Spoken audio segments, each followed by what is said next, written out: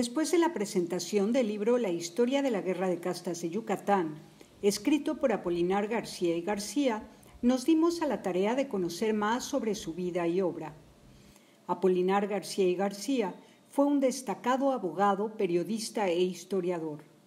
Participó activamente durante la segunda mitad del siglo XIX en Yucatán. Publicó poesía en La Guirnalda. Hizo periodismo en La Burla. Fundó y dirigió El Mus, La Cola del Mus y El Corcovo. También fundó y dirigió El Artesano, un impreso dedicado a publicar los acuerdos de la Sociedad General de Agricultores, Artesanos, Comerciantes e Industriales de Yucatán. Apolinar García y García vivió en Chancenote, en Tizimín, en Mérida y en Izamal. Tuvo 9 hijos y a su muerte le sobrevivieron su esposa Eleuteria Figueroa Milán y 8 hijos. Entre sus libros destacan la colección de decretos, órdenes, circulares y otras leyes publicadas en el estado de Yucatán y la misma, desde el año 1851 en adelante, formada con autorización del Comisario Imperial de la Península. Esto, junto con la historia de la guerra de castas en Yucatán.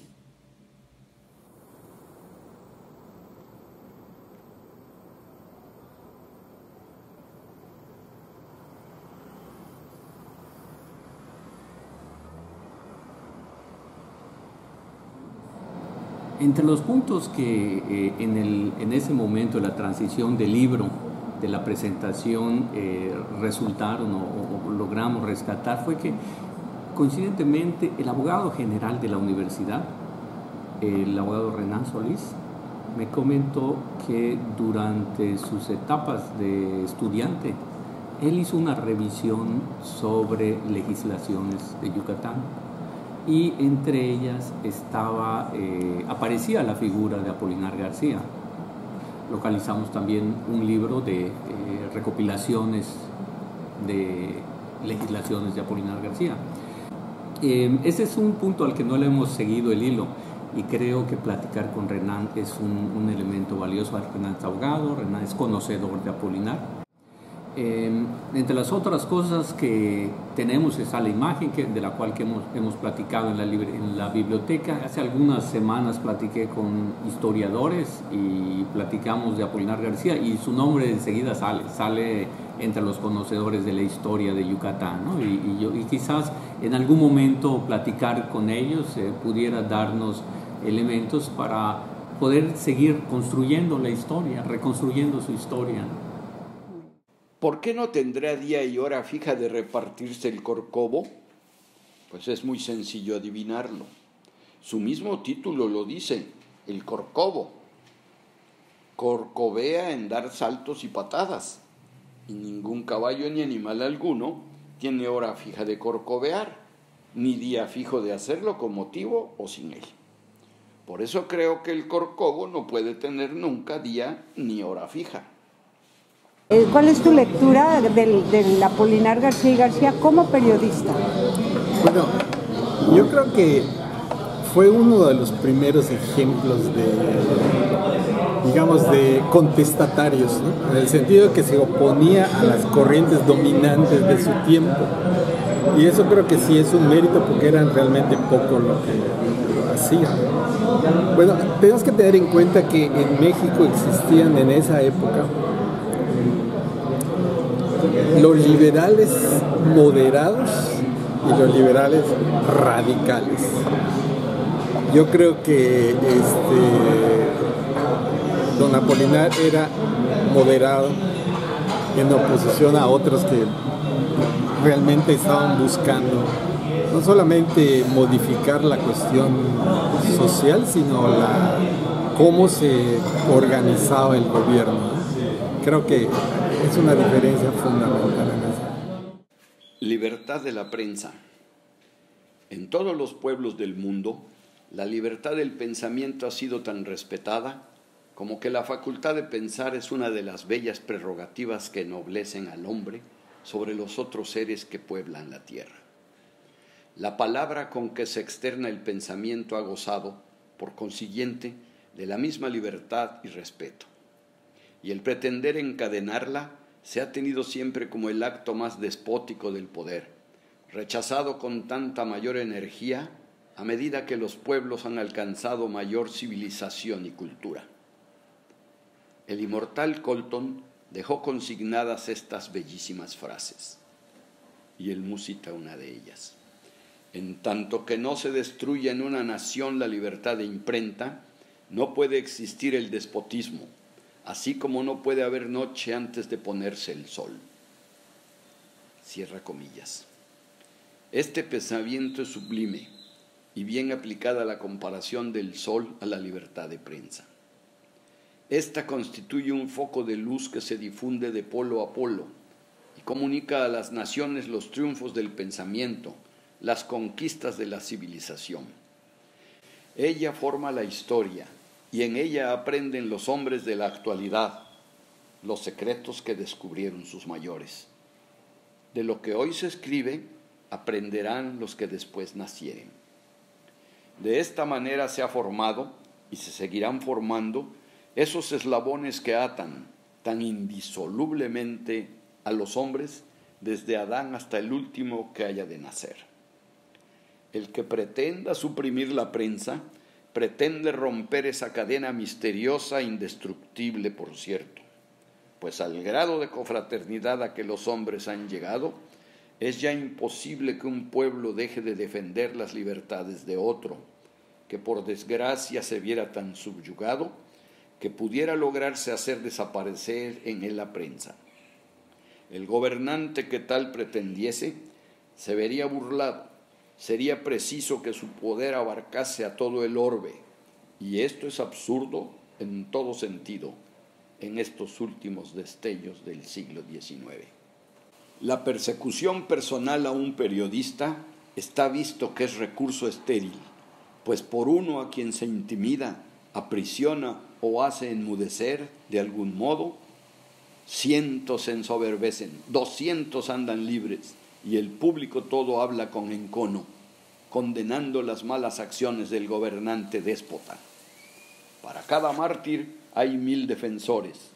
Por una pluma que se troncha, a todos les ocurre escribir con sus propias uñas, dejándolas crecer al grado de tajarlas muy bien para escribir las maldades de un tirano. Preciso es convencerse. La libertad de la prensa es ya una necesidad social, es la gran conquista del orbe entero. ¿Qué nos puedes decir al respecto de su postura de defensa de los indígenas mayas? Pues yo diría que, dado sus antecedentes, que no formaba parte de la élite, por así decirlo, sino de una clase media, de todas maneras fue una cosa notoria porque había el prejuicio racial desde siempre, ¿no? Sobre todo en esa época en que estaba todavía estaba en el momento de la conflagración, pues muchos tomaron partido, casi todos se fueron por aquello de los salvajes y los bárbaros, como les llamaban, ¿no? Pero él vio un poquito más allá de a ver por qué estas personas se sublevan, ¿no? No era ciertamente por cuestiones ideológicas. En el caso de los campesinos o los indígenas mayas, difícilmente creo yo que tenían una ideología perfectamente concebida, sino que estaban respondiendo a las agresiones de que eran objeto, básicamente del despojo de sus tierras. Y él lo entendió muy bien. Creo que leyó muy bien los signos de los tiempos y hizo una postura, yo digo, bastante singular en ese sentido. La influencia del clero era muy fuerte, ¿no? Entonces, de hecho, don Apolinar tenía programada una serie de publicaciones, porque en esa época se hacía por entregas, es decir, quizá eran 8 o 4 páginas, y él decía, voy a sacar una obra de varias entregas, pero resultó que no pudo publicarla toda, porque prácticamente lo coaccionaron para que no lo hiciera, después de la polémica.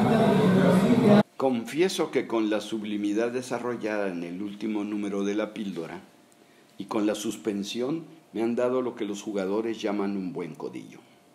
Al despedirme del público, de ese ser moral tan digno de ser tratado con todo respeto y miramiento, y cuya aversión a mí se ha invocado tan reiteradamente como escritor que lo deshonra, le suplico me disimule cualquier desliz en que hubiese incurrido, en gracia de haber sido provocado, primero en el Conde de Peñalba y luego en La Píldora, cuando no pensaba tomar la pluma para otra cosa que continuar mis trabajos comenzados. Disimule, repito, teniendo en consideración que el que escribe para defenderse y provocado con reiteración nunca puede hacer nada digno. En realidad había muy poco periodismo en esa época, como lo conocemos actualmente. La imprenta en Yucatán llegó en 1813. Vamos a hablar casi 400 años después de que hubo en la capital del país, por decirlo, de la Nueva España, ¿no? Y los trajeron los grupos liberales, y casi inmediatamente después los grupos conservadores también trajeron otra imprenta, y eran publicaciones de media carta, de no más de 4 páginas, más ideológicas más doctrinarias que de otra cosa. El periodismo como lo conocemos actualmente, eso fue prácticamente de finales del siglo XIX. En ese entonces eran más como editoriales, reflexiones, no noticias. Entonces eso servía para adoctrinar a los bandos, pero desde luego que influyó en la sociedad. ¿Por qué? Porque existía, aun cuando Yucatán era, como en el resto del país, era una sociedad mayormente analfabeta, existía una costumbre que ya se perdió desgraciadamente, de que los que sabían leer agarraban el ejemplar que fuera, un periódico, una revista, un libro, e iban leyendo en voz alta a los que no sabían. Esa era una forma de socializar la información. La autoridad, para que te lo sepas, es una especie de freno que cuando lo sabe portar aquel a quien se lo ponen, se engasta con dignidad y mide sus pasos y modera sus arranques de carácter o poco esmerada educación, y trata con miramiento a todo el mundo. Pero cuando ese freno se le pone a quien no sabe portarlo, lo sofrena su orgullo y fatuidad, y no se está quieto buscando con quien desahogar su malestar, da bufidos, brincos y mordiscos si es dable. Esta es la situación del que se ve con una autoridad que no sabe hasta dónde nada más puede ejercerla, ni cómo, ni cuándo, ni en qué.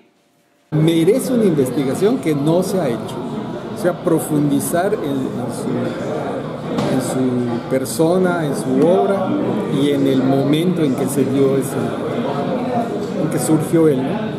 Esta zona es fundamentalmente maya.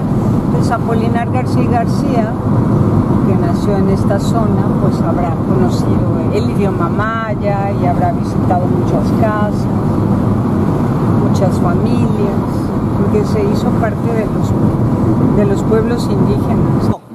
Ándale, este es Suquilá y acá el que sigue es Panamá. ¿El cenote dónde es?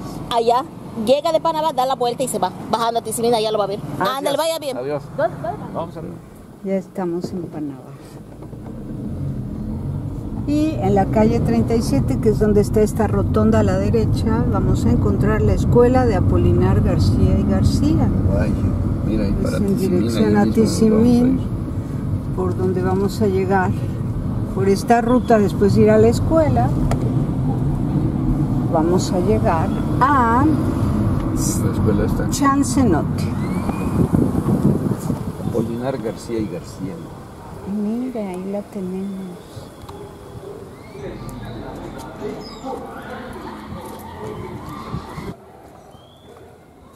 Reafirmar los valores de la sociedad apolinar para conformar una institución en la cual todos los docentes trabajan en el colegiado formando ciudadanos que alcancen mejores niveles de vida a través del desarrollo de sus conocimientos, habilidades, aptitudes y valores para que sean útiles a la comunidad, tengan los requerimientos para ser parte de una sociedad constante en búsqueda de mejores formas de convivencia humana e inclusiva. Qué extraño, dice, para ser parte de una sociedad inconstante. Está calificando a la sociedad inconstante. Ajá, y en esa sociedad... No está diciendo que sea realmente, sino hay que trabajar en esa sociedad inconstante. Exacto, en búsqueda de mejores formas de convivencia humana e inclusiva. Muy bien, esa es la visión. Porque era discriminatoria. ¿Por qué? Porque era discriminatoria con los indígenas. La guerra de castas está reflejada. ¿Y de qué manera la vivió? Perdió a sus padres. Misión. Ser un agente que desarrolle la conciencia crítica y reflexiva para abordar desde una perspectiva científica, inclusiva, insiste, tolerante con espíritu laico, por eso el problema con el cura, y democrático, y así poder afrontar, fíjate nomás que avanzado, afrontar los retos que hoy demanda una sociedad, otra vez, inconstante. Tenía una gran preocupación social por eso. Es muy merecedor de que una escuela en la época actual lleve su nombre.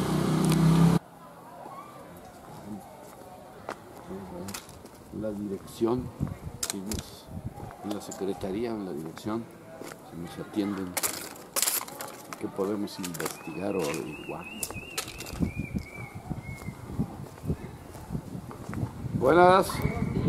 Buenos días.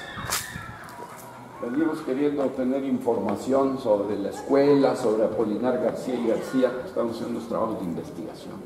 García Lizama, soy bisnieto de Apolinar García y García. Tenemos una biografía cortita. He informado tanto de su tarea como algunos datos biográficos él mismo.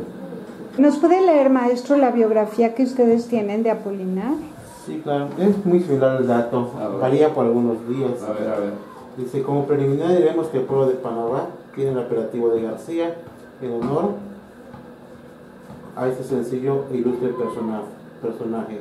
Estos datos han tomado de la síntesis cultural, sección de rotativo, novedades a cargo del profesor Ayuso. El 23 de julio de 1836 nació en el pueblo de Chancenote, don Apolinar García García, acá dicen que es el 26, ¿no? 36. 26. No. Usted dice ahí 26. 23. Aquí dice que 1836. No, el día. Ah, ya 26. El año es el mismo. El año es el mismo, Aquí dice 836. Ahí habría que ver el acta, pero seguramente es de bautizo.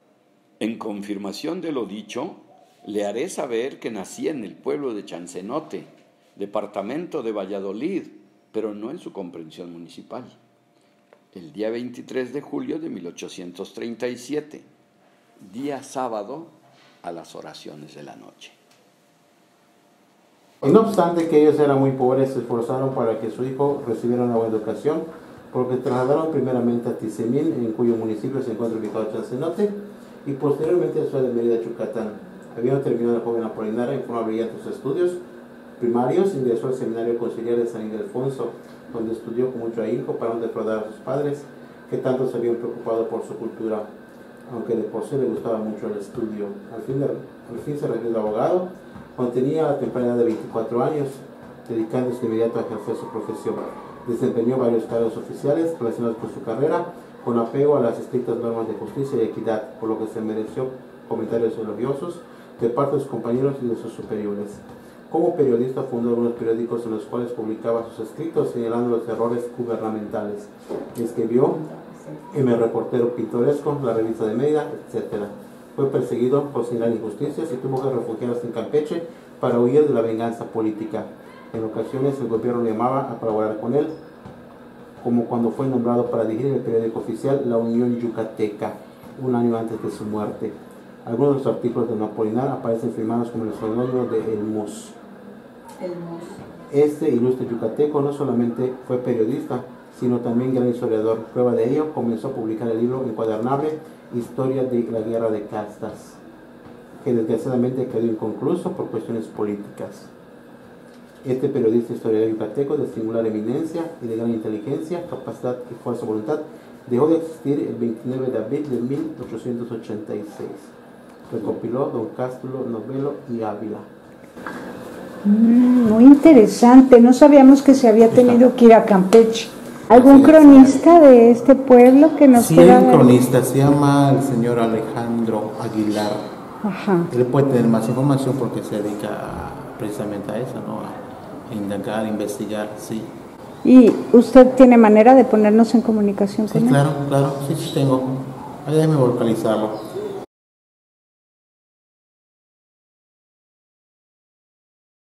Hasta luego. Muchas gracias. Gracias. Mi hija estudiaba aquí en la secundaria, bueno, estudiaba la primaria, iba a entrar a la secundaria y nosotros como padres de familia no queríamos, en esa época pues se cuidaban mucho a las hijas, no queríamos que se alejara a estudiar. Entonces nació de mí la idea y me fui a visitar a las mamás de todas las compañeras de mi hija y fueron 8 mamás. Entonces nos pusimos de acuerdo qué es lo que queríamos y fuimos a entrevistar al maestro Wilber, que es precisamente a ese que quiero que entrevisten, que él sí sabe toda la historia completa. Y nos apoyó, nos ofreció su apoyo, nos conectó con las... ¿Qué cargo tenía el maestro Wilber que lo fueron a buscar? Era director de la escuela primaria que estuvo aquí. Entonces, no, todavía empezamos a investigar y con la ayuda de la maestra Raquel Tobar, que vivía acá, la suegra de Raquel Tobar, que fue mi tía amada, nos donó el terreno para fuimos a estar pidiendo, haciendo muchas andanzas y nos donaron el terreno. Pero el maestro Wilber fue pieza clave para que nos apoyó para esa agrupación que formamos nosotros para la construcción de la escuela. Si me permite, le muestro la foto donde estamos cortando el listón. Sí. Gracias. Este era gobernador en esa época. Justino Azul era el presidente municipal. Emilio Ávila fue uno de los constructores, preconstrucción del comité. También. Fue el primer director. ¿Cómo se llamaban? ¿Cómo se llamaba? No sé si es Andrade, parece, no me acuerdo, sé que de apellido Andrade. Y Raquel Tobar, que fue nuera de esta mi tía, fue la que también nos ayudó mucho con el maestro Wilber. ¿El nombre completo de ella cuál es? Amada Aranda de Cordero. ¿Y la señora que está a su derecha es usted? Yo fui la pionera, digamos, la de la idea. La de la idea. La promotora. Y fuimos al maestro Wilber también. Él le va a decir cuánta cosa hizo también. Él como fundador se formó un patronato y dieron 3 tercias de 3 nombres, 3 tercias para ver en la SEP cuál era el nombre apropiado, ¿no? Que la SEP cuál era, se dio el de Apolinar García y García, de Ramiro Basto Pacheco, y el otro no se acuerda. Don Cástulo Novelo propuso ese nombre de Apolinar García y García, era un maestro, trabajó un poco tiempo y lo dejó, él es el que propuso, y la SEP, de esa tercia que se dio de nombres, pues dio que sea el nombre de Apolinar García y García porque por sus antecedentes que había hecho, porque una persona estudiada, algo así, se le dio ese nombre. De estos 3 que se dieron, la CEP aprobó Apolinar García y García. Gracias. Ese movimiento de la guerra, de todos contra todos, llamada Guerra de Castas, el pueblo chancenote lo abandona la gente, ¿no? Sobre todo los pacíficos, ¿no? Abandona ese pueblo porque había ese pleito, ¿no? Con los indígenas, y muchos piensan que los indígenas son los malos, y no, solamente ellos defendían lo que podían. Entonces él huye del pueblo como mucha gente y se abandona el pueblo chancenote. Ya después se vuelve a ocupar como por unas 60, 80 personas hasta 1900, y actualmente es un pueblo grande, uno de los más importantes de Tizimín. Tendrá unos 2.500 a 3.000 habitantes. ¿Y qué vestigios tiene de aquel chancenote en el que nació Apolinar? Una iglesia colonial con lo que cuenta. Y su casa estará en la casa que habita. No he averiguado algo al respecto, pero pues... Casa que haya habitado, pues debe ser una casa que habitó, ¿no? Pues yo pienso que... Pues en el primer cuadro del pueblo se pueden ver algunas construcciones de mampostería. Solo en el primer cuadro, ¿no? En la plaza prácticamente. De ahí pues la mayor parte eran construcciones rústicas. Casi como la situación de aquí, porque eran pueblos indígenas. Chansenote era un pueblo indígena. Entonces ellos forzosamente tuvieron que aprender el idioma maya. Sí, en la realidad él nació allá, pero es tisimileño. Y Prácticamente, Tizimín sí. es el municipio más grande geográficamente del estado de Yucatán. Y es un lugar quizá el más poblado después de Mérida y de Valladolid. Entonces aquí en este libro aparecen biografías de personajes ilustres de Tizimín. Ya ves, ¿dónde está? Y entre ellos encontramos al licenciado Apolinar García. Y García, en el pueblo de Chansenote, perteneciente al entonces partido de Tizimín en el oriente de Yucatán, nació don Apolinar García y García el 23 de julio de 1836, siendo sus padres labradores Andrés García Castillo y Antonia García, vecinos del mismo lugar. Sus adelantos en la escuela primaria elemental y el deseo de procurar una educación más adecuada a su inteligencia obligaron a sus padres a abandonar el pueblo de su origen y a radicarse en Tizimín derecho, donde por algunos años vivieron, viendo realizarse las esperanzas que sus hijos les habían hecho concebir. En 1846 resolvieron dar mayor amplitud a los estudios que aquellos habían emprendido y vinieron a Mérida, donde nuestro biografiado ingresó al seminario conciliar de San Ildefonso. En la siguiente, avanza una más y en la siguiente a la izquierda. Concluyó allí su educación primaria, hizo los cursos de preparatoria y después de adquirir el grado de bachiller emprendió los profesionales de jurisprudencia, recibiendo el título de abogado el 11 de agosto de 1860. La tiranía del gobernador Acereto tuvo en el licenciado García uno de sus decididos enemigos. Aquí a la izquierda. En 1861 provocó a su gobierno un conflicto y tuvo necesidad de emigrar para Campeche, huyendo de las persecuciones que se desataron en su contra. Los castigos que Acereto imponía a sus contrarios eran los más degradantes, distinguiéndose entre ellos la pena de azotes que aplicó algunas veces a personas distinguidas. El licenciado García fue un escritor fecundo. Sus producciones políticas y literarias fueron impresas en los periódicos La Guirnalda, La Burla, El Repertorio Pintoresco y La Revista de Mérida, en los que colaboraba, y en los satíricos El Mus, de hecho El Mus es su apodo, El Tío Luna, El Escorpión, La Cola del Mus y El Córcovo, en su mayor parte fueron fundados por él. En sus escritos usó el seudónimo del Mus. Aquí está, aquí derecho. En 1864 fue nombrado juez de letras en Izamal, cuyo cargo desempeñó por algunos años. En noviembre de 1872 se hizo cargo del juzgado segundo de lo criminal en Mérida. En 1885 redactó La Unión Yucateca, que era el periódico oficial del Estado, y a fines del mismo año fue nombrado defensor de pobres y municipios, adscritos a los juzgados de primera instancia en la capital. En todos estos cargos demostró la mayor honradez y se distinguió por su laboriosidad. Comenzaba un nuevo periodo de juez de lo criminal en Mérida cuando falleció el 29 de abril de 1886. Ahí está, en Mérida falleció.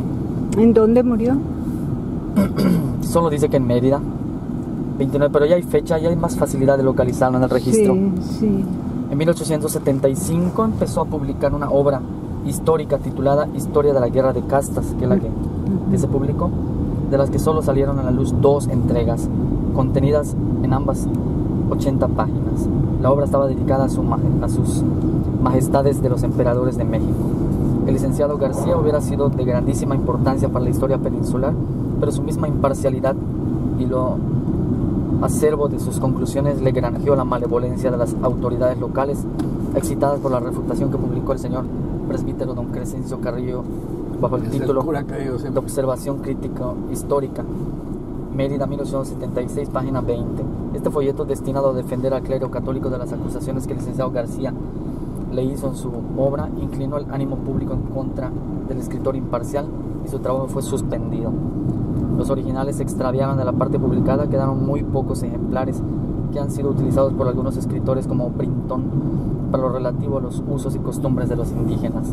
El estilo del licenciado García, sin ser ameno, no cansa al lector y sus conclusiones son lógicas e imparciales. ¿Esto acá? Sí. Ahí hay otra silla. A ver, para tu silla. Ahí le traen unas personas, ahí van a entrevistar. Okay. El estilo del licenciado García, sin ser ameno, no cansa al lector y sus conclusiones son lógicas e imparciales. Tras su muerte, todas sus obras fueron compiladas por sus descendientes y forman una gran colección de centenares de escritos que don Apolinar realizó durante toda su vida, que son de gran valor histórico. Ellos eran gentes no digamos gente tan rica, pero cuando menos no estaba dentro de la gente más pobre, ¿no? A la que no tenían derecho a nada, sino que más bien ellos tenían terrenos que durante esa época venían y producían caña de azúcar. Entonces, si vino con la familia de los García, esos se hicieron de dinero, pero tenían haciendas de caña de azúcar y producían panela y producían ron de caña y tenía Tizimín muy buena exportación de lo que producían aquí. Aparte que habían otras cosas, ¿no? Pero ellos producían esto, algodón todavía, palo de tinte que se exportaba a España, también era muy bien, en Europa era muy bien recibido el palo de tinte. Nada más que durante la guerra de castas del 47 bajó la producción de Tizimí mucho, y también de espita. Eso lo pueden encontrar ustedes en la enciclopedia yucatanense. Sí. Allá podrían encontrar algo. Él estudió en la escuela de varones, porque al principio solo había escuela para niñas, porque los varones más bien iban a ayudar a sus padres al campo. Pero después de eso se abrió otra escuela, pero entonces ya no para niñas, sino para varones, donde él estuvo. ¿Y dónde se ubica esa escuela? ¿Existe todavía? Las clases se daban en el convento. ¿Y el seminario conciliar al que se refiere en ese texto es en Yucatán, en Mérida? En Yucatán. En Mérida. Ese seminario estuvo donde está, si no me equivoco, ¿verdad? Donde está la Universidad Autónoma de Yucatán. Pero, allá estuvo el seminario conciliar de San Ildefonso. 1839, primera revuelta en que se separa Yucatán aquí se hace el levantamiento de don Santiago Imán el 30 de mayo de 1839 y pues se quemaron un montón de cosas, ¿no? Y luego más levantamientos de Tizimín, y para terminar pues la gente en un momento de locura quemó el palacio municipal con todo lo que había dentro. ¿Eso en qué año fue? En el 19 de noviembre de 1972. Entonces, entonces se acabaron las actas de nacimiento, se acabaron los documentos prediales. Para mí es un problema, porque solo aparece hasta el 51 cuando se empiezan a registrar en Mérida, pero estaban peor en Chancenote. Ustedes ven allá en Guerra de Castas, ¿verdad?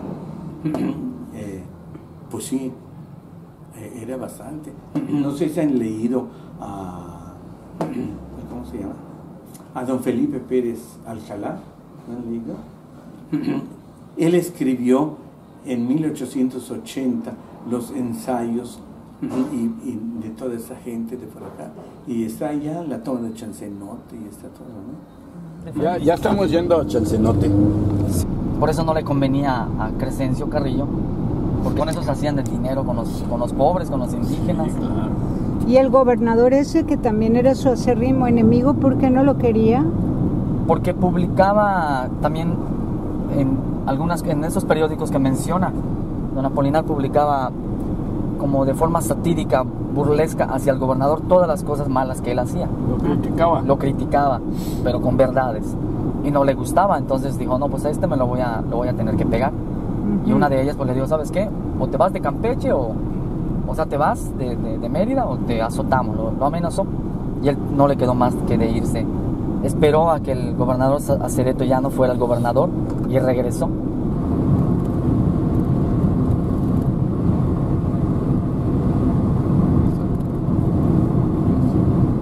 Por aquí no hemos visto el letrero, ¿verdad? No, pero pues no tenemos manera de habernos pasado. Tópico. Aquí hay otro tópico. Su madre.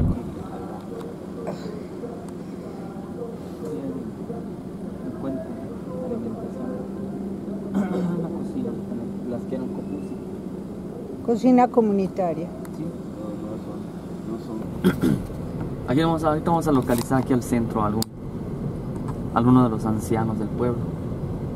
No. Y al sacristán a ver si nos hace el favor de abrir la iglesia. ¿Y esto es comisaría? ¿No? Es comisaría de Tizimín. Ojalá y nos haga el favor de abrirnos la iglesia. Podemos dejar el coche aquí en el centro la iglesia y localizar a esta persona. A ver si nos vamos a preguntar a un policía o a alguien aquí.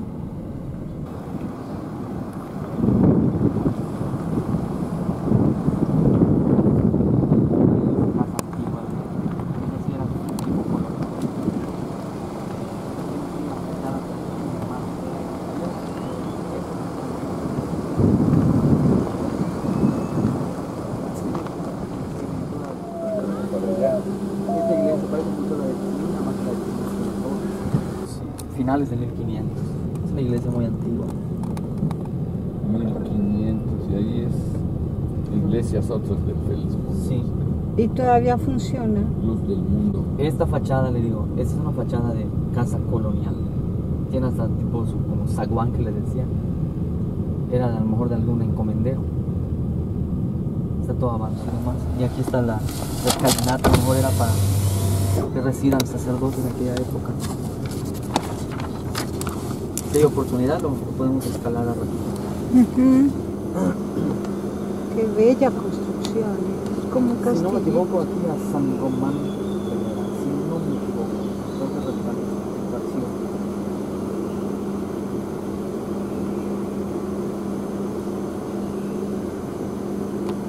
había que localizar al sacristán, a ver si nos hace el favor de abrir.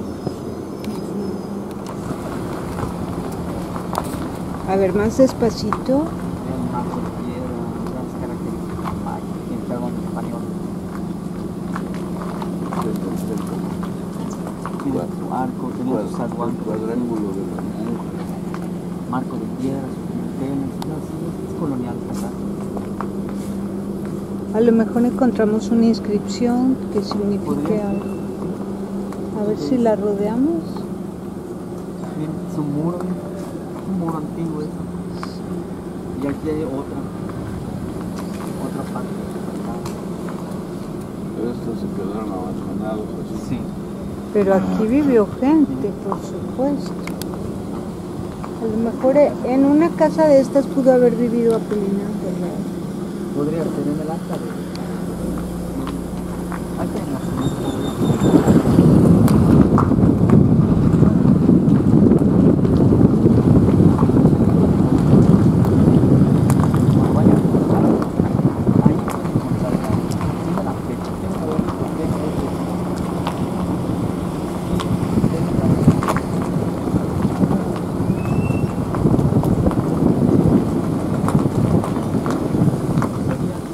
Mira, esa casita de la esquina también tiene muro.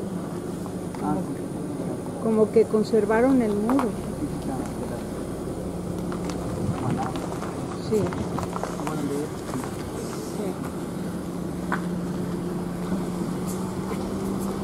¿Sus papayas o qué es? Sí, papayas. Y plátanos. ¿Cómo? Chichput son papayas pequeñitas. Put es papaya.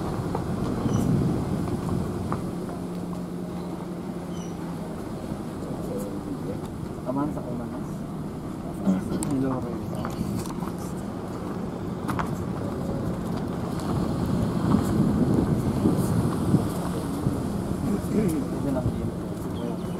Mi abuelita le robaban las gallinas y decía, pobres ladrones, seguramente lo necesitaban.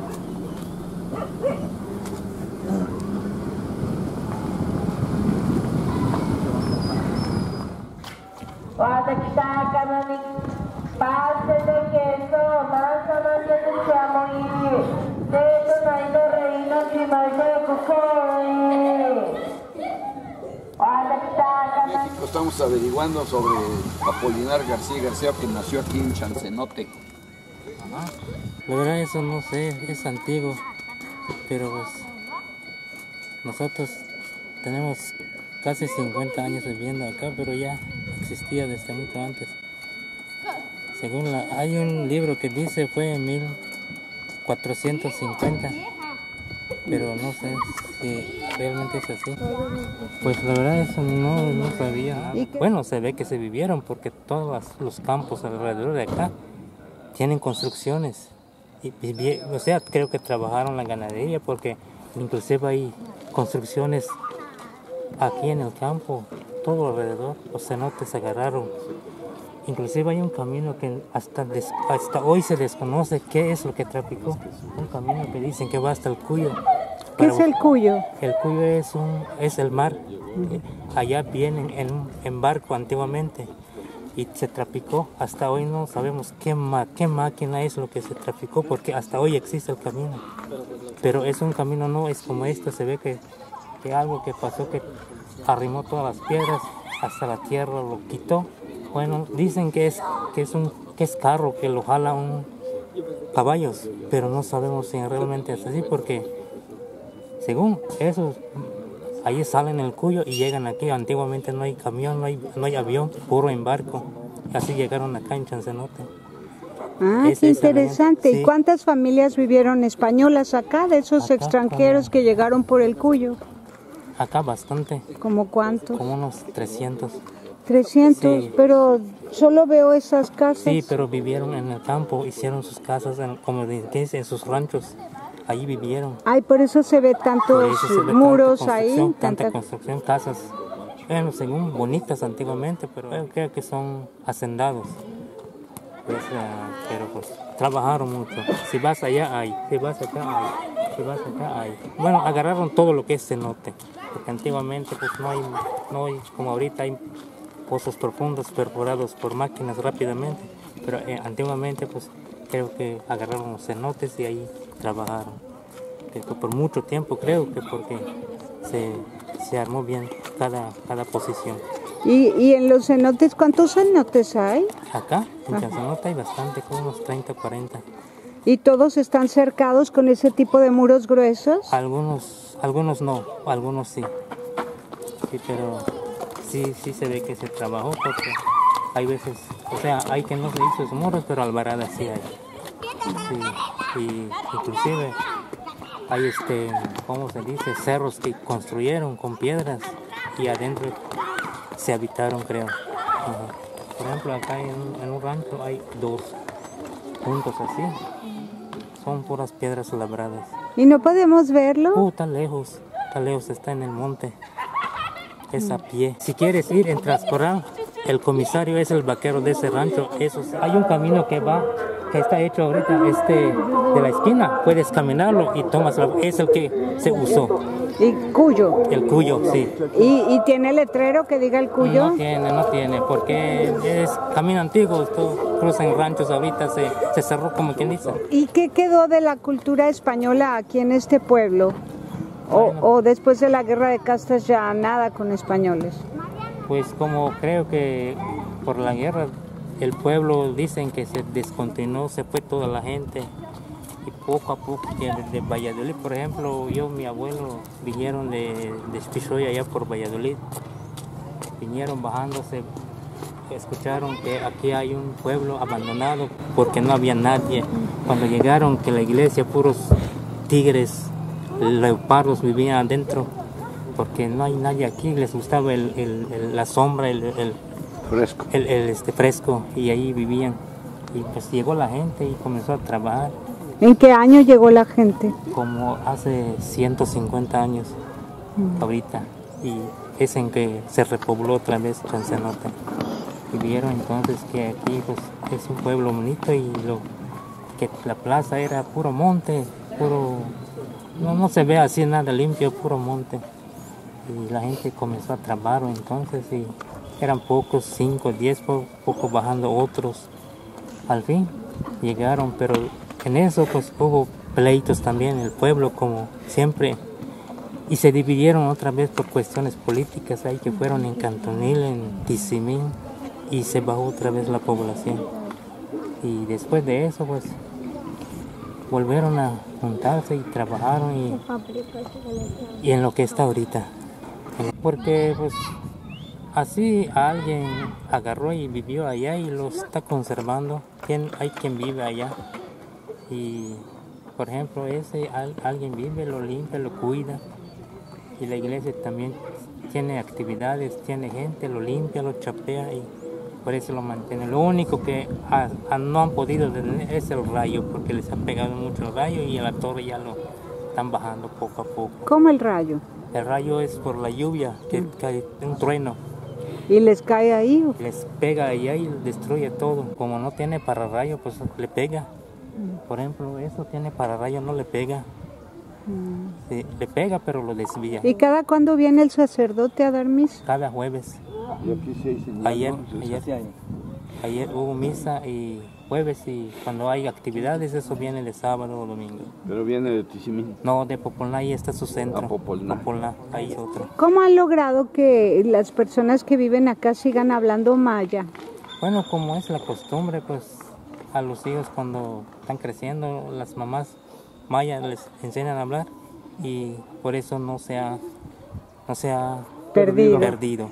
Qué bueno. Pero pues parece que quiere perderse por las escuelas que ya están abriendo ahorita. Pues a veces también es importante lo del español. Por ejemplo, llega una persona como ustedes, si no habla el español, no le va a entender también. No puede dialogar. Pero pueden ser bilingües, ¿no? Sí, eso sí, pero pues hasta ahorita la mayoría habla maya. Maya y un poco de español, los dos. ¿Y a qué se dedican? ¿Cuál es la producción que tienen? La producción aquí antiguamente el maíz, pero pues ahorita ya no da el maíz. ¿Por qué? Porque creo que el clima o no sé, por las plagas que abundaron. Pero aunque llueva, lo siembras, haces tu milpa, siembras, llueve, pero no da creo que por el clima o por tecnologías que nosotros no tenemos, y solo uno siembra, pues no sabe qué clase de medicamentos puede aplicarle a la siembra y se ve que se pierde. Inclusive ahorita entonces la gente vio que no rinde eso y se volvió en la apicultura, y la apicultura también está dañada ahorita por muchas plagas y ya no da miel. Lo único que está haciendo prosperar el pueblo ahorita es la ganadería. Ganado bovino. Bovino es lo que está generando mucho ingreso ahorita y de eso sobrevive la maíz. ¿Y dónde venden la miel? La miel en Tizimín. Ahí la venden. Ahí la venden. Ahí la transportan y dicen que hasta Europa va. Ya no queda en México, se va para otro país. La conquista de la Convención de Yucatán.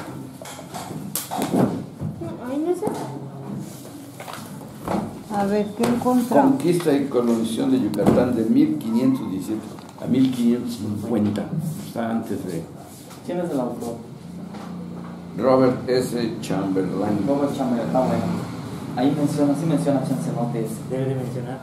Yo tengo a ver si me puedes hallar. Está Chancenote, 1528. Chancenote. Guay. Aquí está el Loche. Oye, No pero pensaste si, llegar. si Hernán Sí. Cortés llegó en 1500. 1500. Es un pedacito de mapa. ¿Dónde está Chancenot? 1521 creo que llegó. Es que Montejo llegó primero por acá. Aguilar y Jerónimo Guerrero,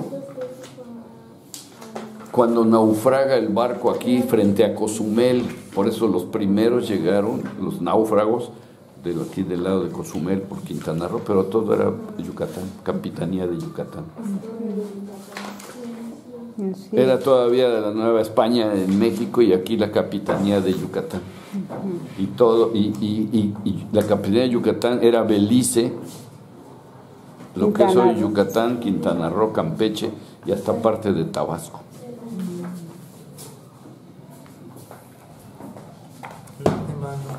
Tenía el titular, se llamaba capitán.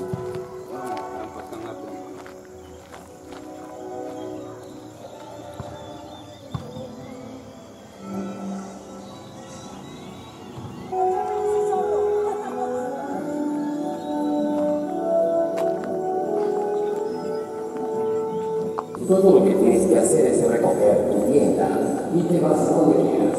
Y si falta la comunidad, solo tienes que buscarte a la publicidad. Pero ¿cómo no quisiste ver a las personas de la ciudad?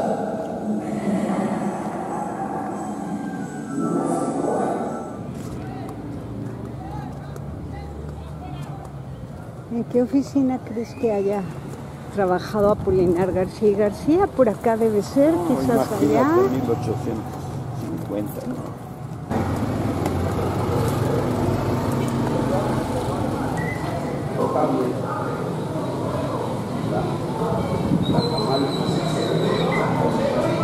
Sí tenemos libros hasta en Citilcún y aquí en Izamal de mucho tiempo anterior, a 1800.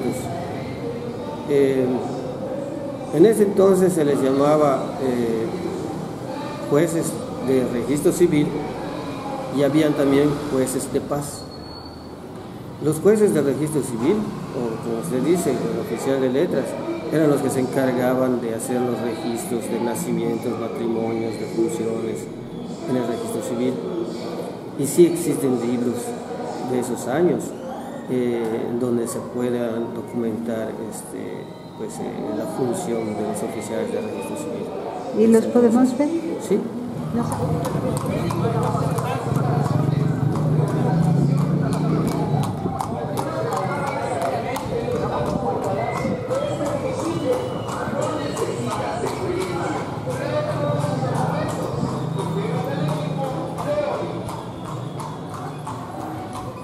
Parte de su obra de la Guerra de Castas y de todo, y por ahí despuésito yo creo que fue nombrado aquí en...